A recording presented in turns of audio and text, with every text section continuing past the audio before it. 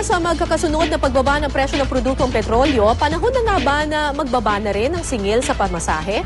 Kaugnay po niyan, makakapanayam natin si Sonia Del Mundo, tagapagsalita ng Land Transportation Franchising and Regulatory Board o LTFRB. Good morning, ma'am. Good morning po. Good news, ma'am, ha? Sana. Okay. Yung po, unahin po natin yung sa jeep. Ang sinasabi ay, ang gusto ng consumer groups ay ibaba siya to 750. Pero kapag bumaba pa yung presyo ng diesel to 35 pesos, gawin na siyang 7 pesos. Opo. Posible po ba talaga ito, ma'am?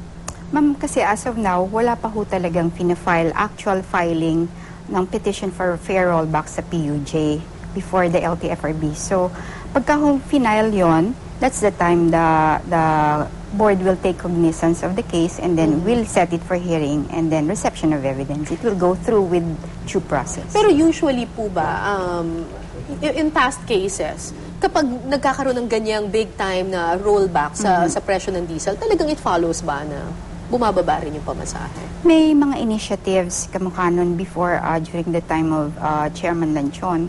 It was through the generosity of this public utility jeepneys, operators and drivers association. Sila ho ang humiling nun na provisionally bawasan ng 50 centavos from 8 pesos to 7.50.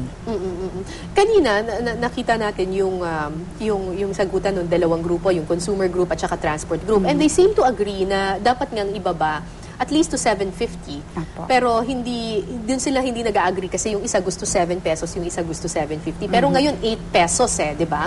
So, kapag medyo nagbigay na rin naman at pumayag na rin ng mga transport groups, does that follow na mas madali na rin maibababa ang presyo ng pamasahe? Ibig sabihin, pwede madali ho kasi may consensus naman ho sila. Kanya lang, it will also depend on the everybody concerned. Hindi lang isang faction ng isang association. We also have to consult with others kasi lahat ho sila will be prejudiced or affected definitely with the fair. And gaano katagal yung proseso bago? Ma'am, depende ho yun sa pagpa-file nila, depende yun sa evidence presented, kung ano pa ho mga kailangan. Basta ma-meet nila, then LTFRB will decide on it swiftly.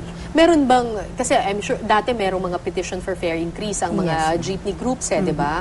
Meron pa rin ba hanggang ngayon or mutin na academic na to, hindi na to papakialaman kasi bumaba na rin naman ang presyo ng diesel? Well, sa PUJ ho kasi, nagkaroon lang ho ng provisional grant ng provisional fair hike ng 50 centavos kaya nag-increase 8 pesos. But then, titignan po natin kung ano ho magiging reaction nila sa pag-file ng commuter section. This today, I think Ms. Medina is filing. They're going to file today. Opo. So, titingnan ho natin doon. So, gaano katagal yun naabutin? Depende ho, ma'am, sa presentation ng evidence and readiness of both parties. But and usually, also OSG. Well, within the year. Kasi, within the year? Ang kasi tagal ma'am, naman. hindi kasi, ang fair hike is maybe done only once in a year. Petition for fair hike. So, petition for rollback, tignan ho natin kung how fast they will go. Kasi hindi ho natin alam kung anong readiness nila how do they present and justify their stance. Baka naman by the time na makapag-desisyon, tumaas naman yung diesel, hindi ba ganun yun, ma'am?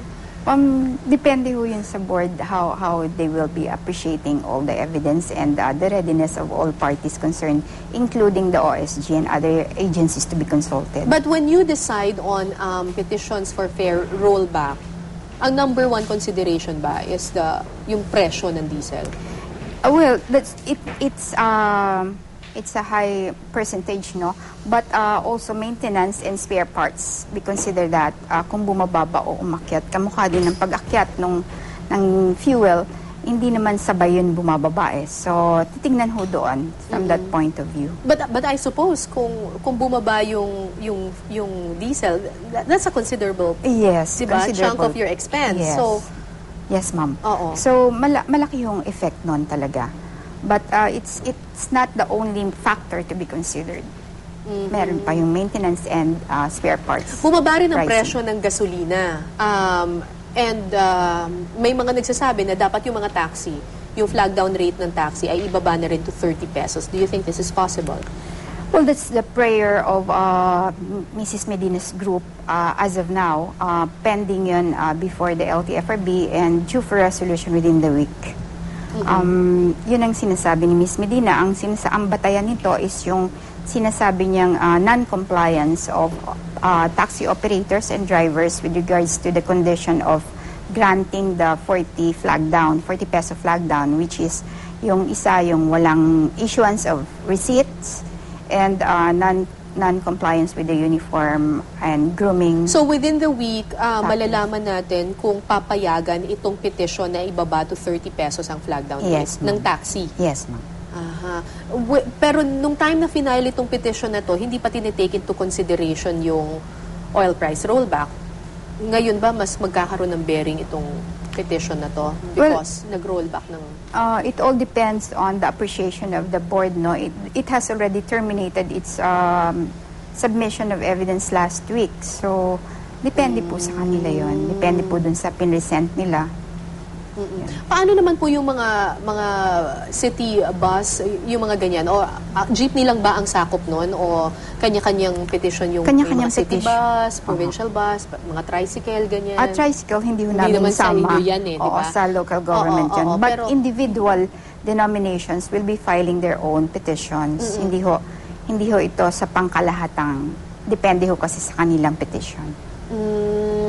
So, Iba-iba. ang ma-expect lang natin, within the week, we will find out kung mabababa to 30 pesos ang taxi flag down. Yes. Pero as far as jeepney fare is concerned, Wala pa hong petition. Wala pa. wala pang petition. And if ever magkaroon ng petition that they're gonna file today, wala tayong time frame na mabibigay? Wala Kung pa ho. Kailan... Oo, depende ho kasi yun sa readiness nila. And talagang may publication requirement pa rin ho kasi yan eh. Okay. Maraming salamat po, Sonia Del Mundo ng LTFRB.